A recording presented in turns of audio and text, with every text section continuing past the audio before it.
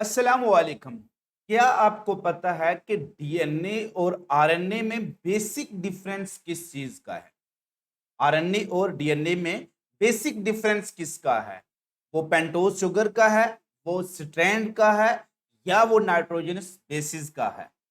इसके अलावा क्या आपको पता है वो कौन सी नाइट्रोजनस बेसिस ऐसी हैं जो आरएनए और डीएनए में कॉमन है?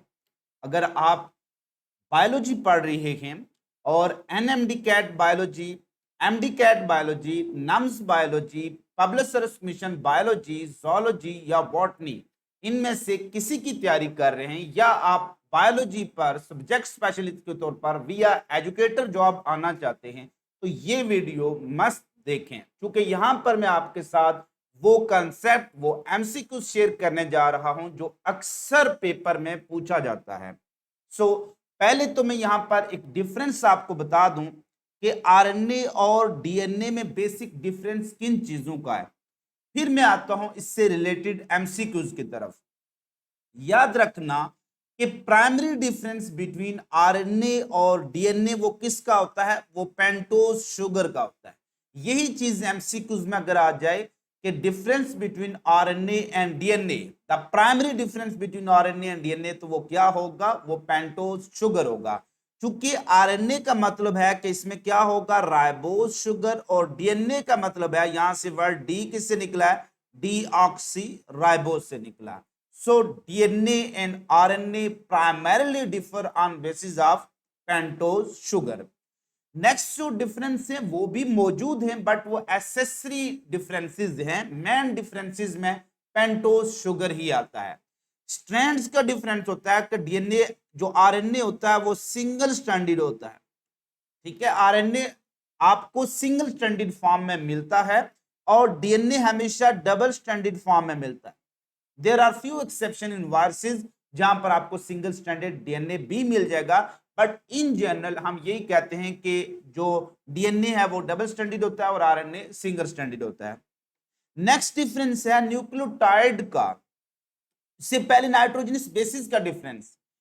How many nitrogenous bases are common in RNA और डीएनए? तो तीन नाइट्रोजनस बेसिस ऐसी होती हैं जो दोनों में कॉमन है। वो कौन सी है? Adenine, guanine and cytosine. So दोनों में आपको एडेनिन, ग्वानिन और साइटोसिन मिलेगी। डिफरेंस किसका आएगा? फोर्थ नाइट्रोजनस बेस का। आरएनए में वो फोर्थ यूरासिल होगी और डीएनए में वो थायमिन होगी। यहां से अक्सर क्वेश्चन पेपर में पूछा जाता होता है, ये इससे बहुत से कंसेप्चुअल एमसीक्यूज बन सकते हैं जो मैं आपके साथ डिस्कस करने जा रहा हूं। अल्फा ऑप्शन में लिख देता हूं यहां पर A, G and C. Beta option में A for adenine, G for guanine and C for cytosine. Next में ऑप्शन लिख लेता हूं थायमिन ऑनली। नेक्स्ट ऑप्शन में लिख लेता हूं यूरासिल ऑनली। और उसके बाद में ऑप्शन लिख लेता हूं ए जी सी, ए जी सी एंड उसके बाद लास्ट पर मैं यहां पर लिख लेता हूं टी। उसके बाद में ऑप्शन लिख लेता हूं adenine, guanine, cytosine and uracil. अब ध्यान करना मेरे क्वेश्चन की स्टेटमेंट पर, चूंकि क्वेश्चन की स्टेटमेंट के साथ ही आंसर बदल जाता है और बच्चे गलत आंसर करके आ जाते हैं। अगर स्टेटमेंट ये हो, which one of the following correctly describe the nitrogenous bases present in DNA, which one the following correctly justify the nitrogenous bases present in DNA? तो डीएनए में क्या होगी? एडेनिन, ग्वानिन, साइटोसिन और थायमिन। तो ये वाला सेट हमने choose करना है, ये डीएनए का सेट है।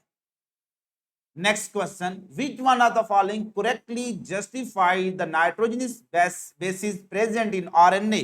तो फिर जो ईटा सेट है हमारे पास, ये इस आरएनए में मौजूद होगा। Which one of the following nitrogenous bases are common in all nucleic acid? तो फिर एडेनिन, ग्वानिन एंड साइटोसिन ये कॉमन होती हैं, ये बहुत डीएनए और आरएनए में मिलेंगी। सो RNA differ from DNA because it contain, RNA differ from DNA because it contain uracil only, and DNA differ from RNA because it contain thiamine only. तो उसमें थायमिन होगी और आरएनए। तो अब हम आते हैं नेक्स्ट, न्यूक्लियोटाइड का डिफरेंस डीएनए और आरएनए में। बेटा जो आरएनए न्यूक्लियोटाइड होंगे उनको राइबो न्यूक्लियोटाइड कहेंगे, जो डीएनए के न्यूक्लियोटाइड होंगे उनको डीऑक्सी राइबोज, चूंकि उसमें डीऑक्सी राइबोज होंगे। तो DNA is a polymer of deoxy ribo nucleotide और RNA is a polymer of ribo nucleotide. दोनों में चीज कॉमन क्या है? बोथ आर न्यूक्लिक एसिड, दोनों क्या है? Nucleic acid. फिर ओरिजिन का डिफरेंस होता है कि ओरिजिन जो होता है आरएनए हमेशा डीएनए से बनता है, this process is called as transcription, लेकिन डीएनए नेचुरली अकरिंग होता है, ये कुदरती तौर पर पाया जाता है। क्लियर? अब यहां से भी अक्सर एमसीक्यूज पेपर में पूछा जाता होता है अल्फा, इसी मैं यहां पर आपके सामने डिफरेंट ऑप्शन लिख लेता हूं। बेटा वेरी इंपॉर्टेंट कंसेप्ट है, याद रखना, जब भी डीएनए कन्वर्ट हो डीएनए तो ये होगी डीएनए रेप्लिकेशन, जब भी कन्वर्ट हो आरएनए इनटू आरएनए तो ये होगी आरएनए रेप्लिकेशन, जब भी कन्वर्ट हो वापस आरएनए, जो डीएनए कन्वर्ट हो आरएनए में, DNA is converted into RNA, this is called transcription. इसको मैं रिवर्स कर दूं, RNA is converted into DNA तो this is called as reverse transcription. Clear? Which one the following step is catalysed by DNA polymerase? तो इसमें क्या है? DNA to DNA replication, RNA polymerase, RNA to RNA replication, और DNA से RNA बनने का process, दोनों को काम करती है आरएनए पॉलीमरेज करती है। क्लियर? दोनों का काम आरएनए पॉलीमरेज करती है, लेकिन आरएनए से डीएनए रिवर्स ट्रांसक्रिप्टेज जो कि एक आरएनए डिपेंडेंट डीएनए पॉलीमरेज होती है। तो जो पहला और आखिरी है ये दोनों डीएनए पॉलीमरेज की वजह से है, और बीटा और चार्ली दोनों आरएनए पॉलीमरेज की वजह से है।